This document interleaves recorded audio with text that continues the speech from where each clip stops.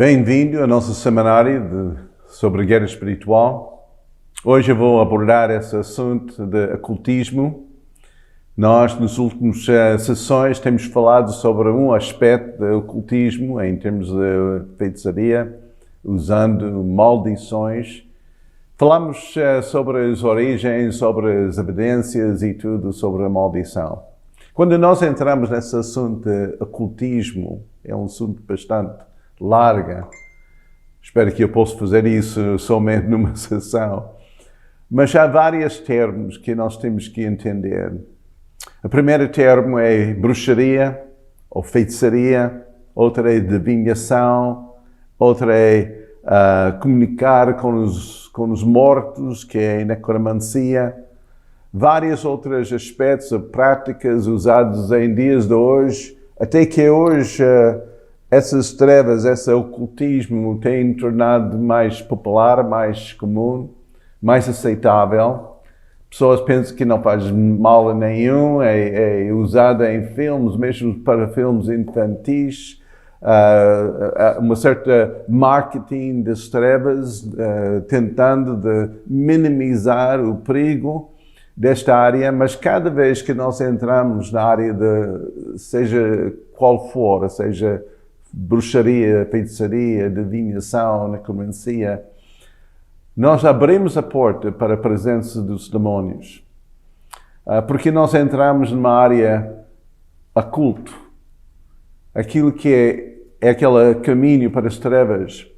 E normalmente é sempre acompanhado com outras maldades, outros pecados. Quando nós falamos sobre bruxaria, eu quero começar com essa palavra.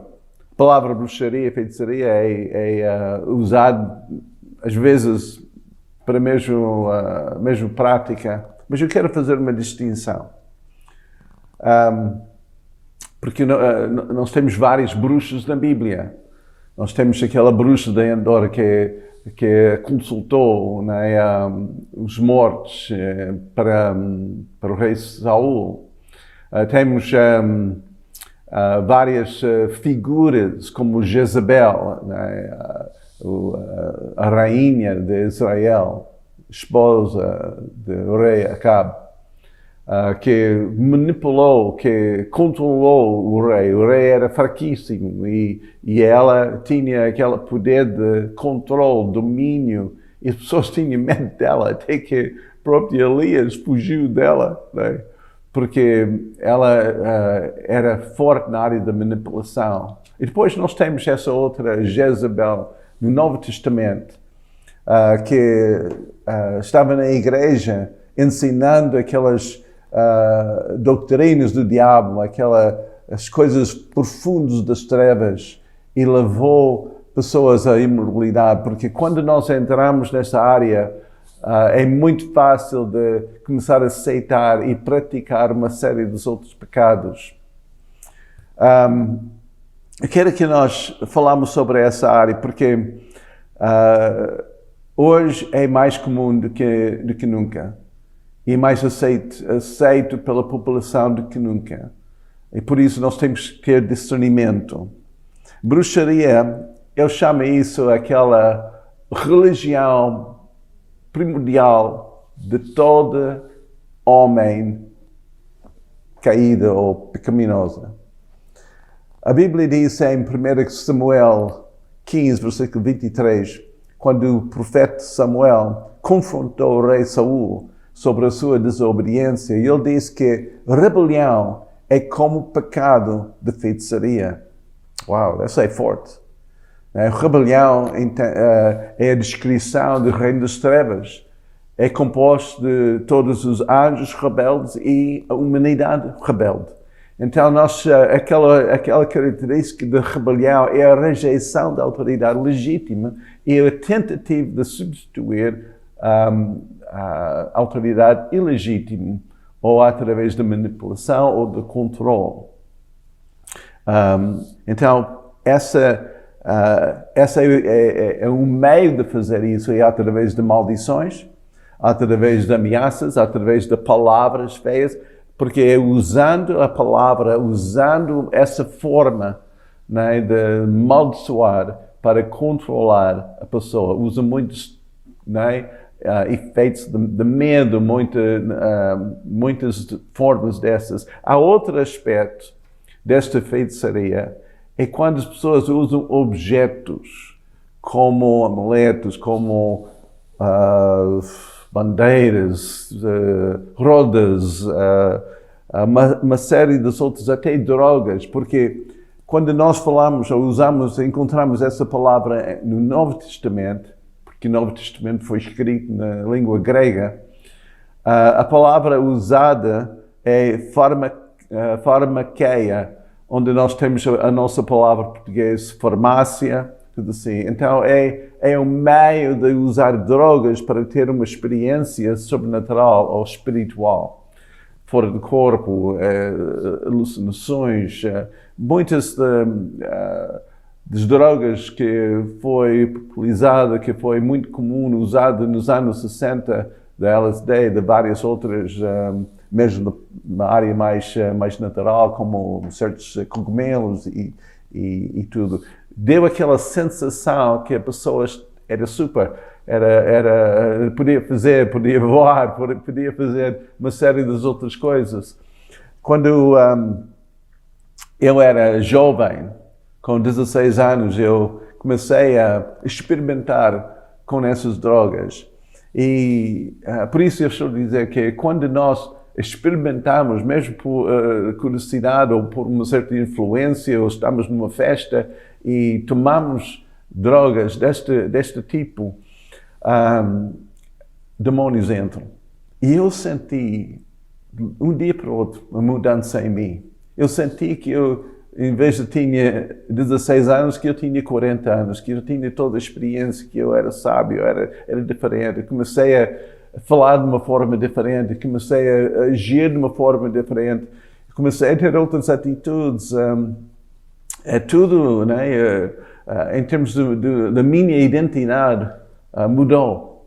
Mais tarde, quando eu aceitei Jesus, eu reconheci que era um demônio que entrou na minha vida. Eu precisava de libertação. Mas essa bruxaria ou a feitiçaria, quando usa aquelas cristais ou coisas para aumentar o próprio controle ou poder ou ter sorte, tudo isso é proibido nas Escrituras. Nós temos um relacionamento com Jesus e através de Jesus nós podemos comungar com Deus Pai, temos a presença do Espírito Santo, Ele concede a nós dons espirituais. Não precisamos desses objetos para dar-nos sorte porque não somos abençoados. E é muito importante que nós afastamos dessas práticas ocultas porque só amarra a nossa vida e leva-nos a outras práticas pecaminosas. Nós temos isso em Apocalipse 9, 20 e 21, que é aquela proibição de praticar essas coisas ocultas porque leva a pessoa à imoralidade, violência e todas as outras práticas de ocultismo. Há algo em nós, por isso eu disse que é aquela religião primal, básica do ser humano, que não é cristão, que não é renascido de novo por causa da rebelião.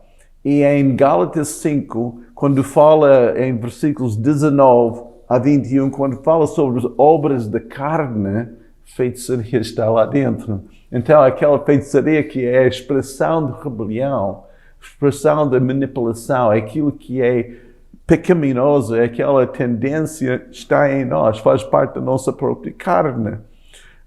E tem que ser controlado desta área. Mas se nós entrarmos naquela parte oculta deste pecado, então ficamos assim ainda pior, porque um demônio entra. Há outro aspecto da área de divinação. A divinação é a nossa tentativa de saber o futuro, usando meios como o Ouija, como como astrologia, como cartas de tarô, várias formas que as pessoas usam tentando de saber o futuro. Porque sabendo o futuro, a pessoa tem aquela ideia que pode controlar as coisas, que dá poder se nós sabemos aquilo que vai acontecer. Então há uma certa busca. E aquilo não é uma ciência. As pessoas pensam, estou a estudar as estrelas, estou a ver. Não, é muito primitivo. Desde o tempo de Babel, né? Pessoas têm tentado de segurar o seu futuro olhando para as estrelas, dando poderes e vida aos objetos que não têm vida, como estrelas, astros, astrologia, né? Vem desta palavra. Estudando as estrelas, pensando que eles vão ter influência sobre as nossas próprias vidas. Outras pessoas usam outras técnicas, seja ossos, ou seja sangue, seja qual for, tentando de palmas, ler as palmas, coisas que não faz sentido, mas as pessoas dizem que esse é o meio de saber o teu futuro. E as pessoas são fascinadas com isso e são levadas. Mas a adivinhação é um espírito maligno. Em Atos 16, Paulo e Silas estavam a ser acompanhado, né? Perseguido por uma jovem escrava que dava muito lucro aos seus mestres por causa da capacidade que ela tinha de saber o futuro. E nesta passagem, Atos 16, diz que ela tinha um espírito de adivinhação. É um espírito. Não é científica, não é um dom que a pessoa tem, uma certa característica que é passada de geração. É um espírito maligno que dá essa capacidade. É mais um espírito familiar que é familiarizado com as pessoas. Não tem essa capacidade de saber o futuro. E até que ela estava a falar as coisas certas. Esses homens são de Deus, dá ouvidos, porque eles são de Deus, eles estão a dar a revelação divina. E depois de alguns dias deste acompanhamento, Paulo olhou para ela e disse que esse é um espírito maligno, e expulsou aquele espírito daquela moça. E graças a Deus ela ficou liberta, mas os seus donos, os seus mestres, ficaram zangados porque não tinha mais lucro com ela, porque aquele espírito deu aquela capacidade de adivinhação. Outro aspecto que também é abordado nas Escrituras, é proibido, é falar com os mortos. Cada vez que a pessoa tenta fazer isso, mesmo quando Saul foi para aquela bruxa e tentou falar com Samuel, que já estava morto, e ter uma certa orientação, ele foi possuído depois disso, foi tormentado pelos demónios e perdeu o seu reino. Então, sempre que nós entramos nessa área do ocultismo, nós recebemos sobre nós uma maldição. Por isso, nós temos que afastar dessas práticas. Então, falando sobre a necromancia ainda existe hoje, porque as pessoas querem falar com fantasmas. Até que um dia eu estava no parque infantil com meus netos e eu ouvi algumas crianças a falar sobre os seus demónios, falando sobre os seus fantasmas e tinha nomes. Era aquela brincadeira, porque através dos filmes infantis, através dos livros e tudo do romance, há muito envolvimento em fantasmas e espíritos e como canalizar, como ser guiados por esses espíritos e tudo. Então as pessoas estão a fazer isso como normal. Até que na área religiosa, na área da igreja, há os que rezam aos santos ou a Maria, que já faleceram, são mortos, mas já através desta prática, eles pensam que esses santos podem dar aquela cunha necessária com Jesus ou com Deus Pai. Então, que eles conhecem-nos melhor, que eles são mais próximos e podem ajudar-nos com essa viagem, com esse casamento, com essa situação. Mas é necromancia. E é proibido nas Escrituras. Eu quero que nós lemos uma passagem em terminar em Deuteronômio 18, versículo 10. Diz o seguinte: entre ti não se achará quem faça passar pelo fogo o seu filho ou a sua filha, nem adivinhador, nem prognosticador, nem agüeiro, nem feiticeiro, nem encantador, nem quem consulte um espírito adivinhador, nem mágico, nem quem consulta os mortos. Então, essa é o pensamento de Deus. Pensa sobre isso. Medita sobre isso, porque hoje em dia há muita confusão nesta área. Vamos andar na luz e não nas trevas. Deus te abençoe.